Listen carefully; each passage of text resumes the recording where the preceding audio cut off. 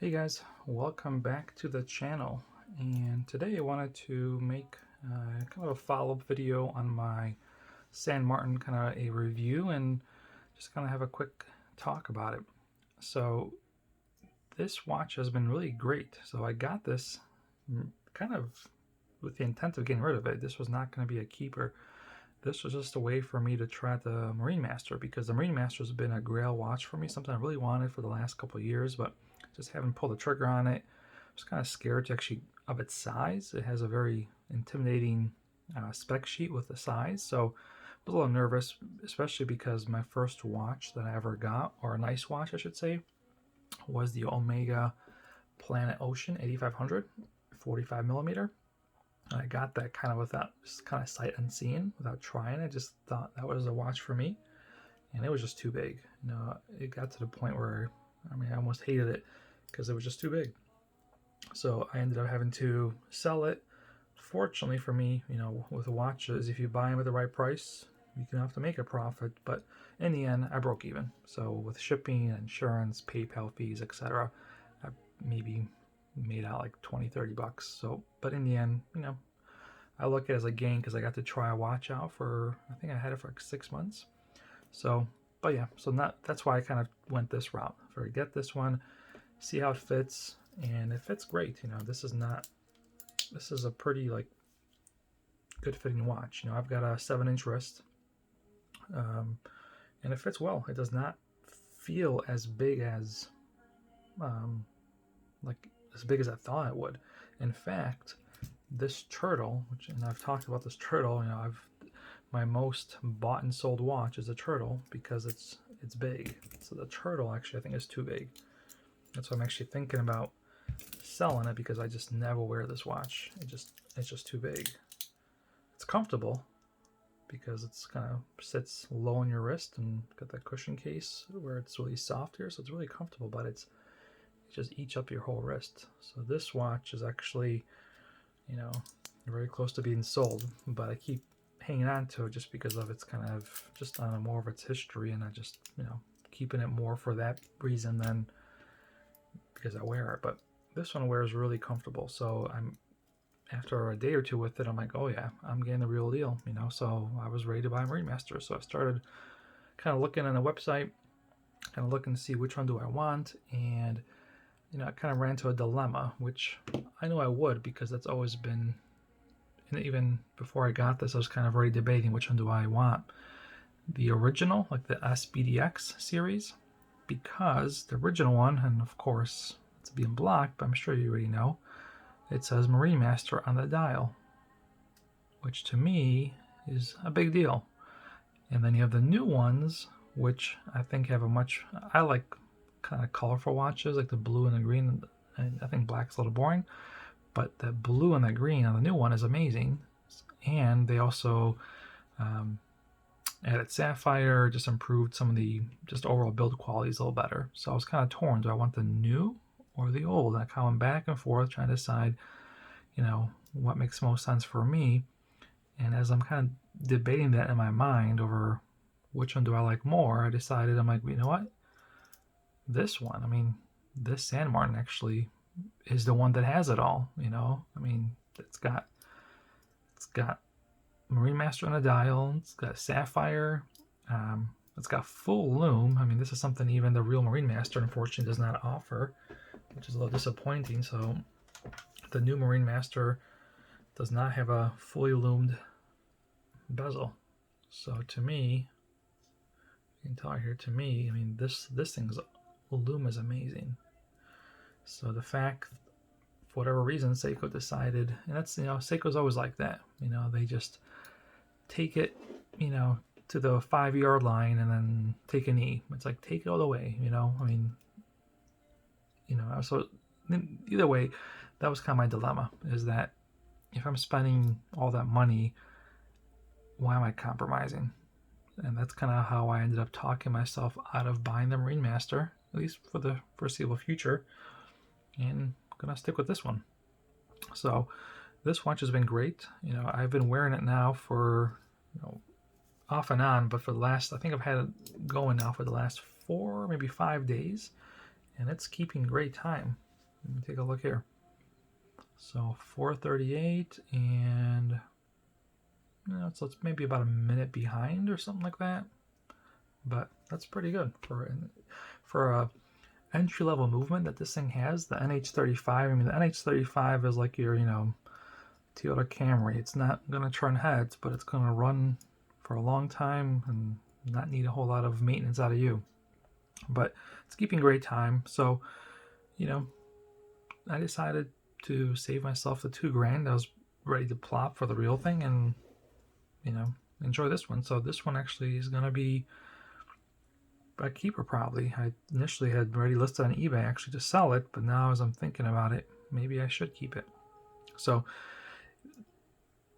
on the other side, what this also did is it made me kind of appreciate the micro movements. So I've been kind of negative about the micro brands in general. Not I don't have a good reason for that. I don't think bad of them. I just didn't think they were for me. I've always just kind of stuck with kind of the more, kind of historical kind of brands with lineage. So a huge Seiko fan. I mean, Seiko's really been my main brand for the last couple of years, but I'm kind of turning away from Seiko recently just because they're no longer the value brand. I've become more of an Orient fan now. But Casio, Citizens, and some of your higher Swiss, I've never really kind of given microbrands a fair chance. But now I'm actually starting to look at some microbrands. In fact, so because I didn't get the Remaster, instead what I did is I ordered the new Orient Star diver. So looking forward to getting that one. I got the green one as well. So looking forward to, I'll probably make an unboxing and a review video of that one. And then I'm actually, so the two watches I still need to add is a field watch and a dress watch. So I'm actually, got a local seller here, and I'm thinking of picking up the Swiss watch company Bunker as my field watch. So a nice micro brand to kind of go down the path. But yeah, overall, this is a great watch. Really surprised me, to be honest. I did not think I was going to be keeping it, but it's just a cool watch. It's got a real nice sapphire dome crystal, nice deep bezel. I mean, the color on this thing is just awesome. I still have not had a chance to wear this outside. I mean, like out in the sun, because it's I'm in Chicago and it's pretty much gloomy and doomy here. So looking forward to see how this will be out in the summer. When it's a nice sunny day and the light just hits this dial, it's just gonna look super cool. But yeah, I don't have a whole lot more to say other than, I do recommend this watch. I give it a full salute here if anyone is on the fence, and if anyone out there wants a Marine Master, but you just can't swing that kind of money, get this one, man. This one is, I almost want to get a real Marine Master just to see really how big of a difference there can be. I mean, I get the movement. Yes, the movement's going to be the obvious difference. The real Marine Master has got a Grand Seiko, was it AL65 movement.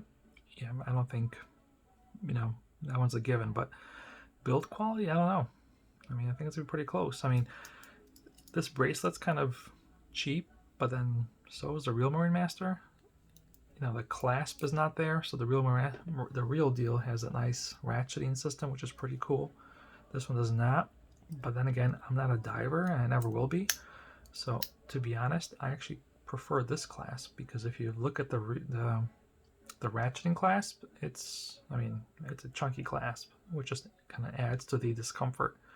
So for a diver, it's a must, but I'm not a diver, so I'd rather, to be honest, have a regular clasp.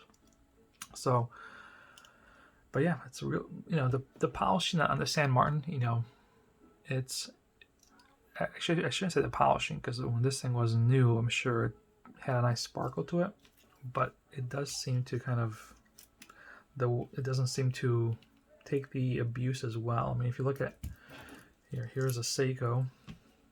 Let me just get there. So this Seiko is much older. Probably see more wear, but you can still kind of see how kind of the polish is still there. Or on the San Martin, a newer watch, it's just not withstanding the abuse as well. So that probably has more to do with just maybe some of the metal Seiko's using, and obviously Seiko's known for their polishing. I mean, I don't know if they're cheap watches, but I know that their polishing is superb. So yeah, but again, remember, this is a $300 new watch used. I picked this guy for $200. So for the money, I don't think you'll be able to find, lume like this. You got applied markers. Let me get. You've got nice blue AR sapphire. You got applied markers, fully lumed bezel. A monoblock design. There's no open case. It's just one hunk of metal. So it's just a cool watch, and this bezel is just super cool.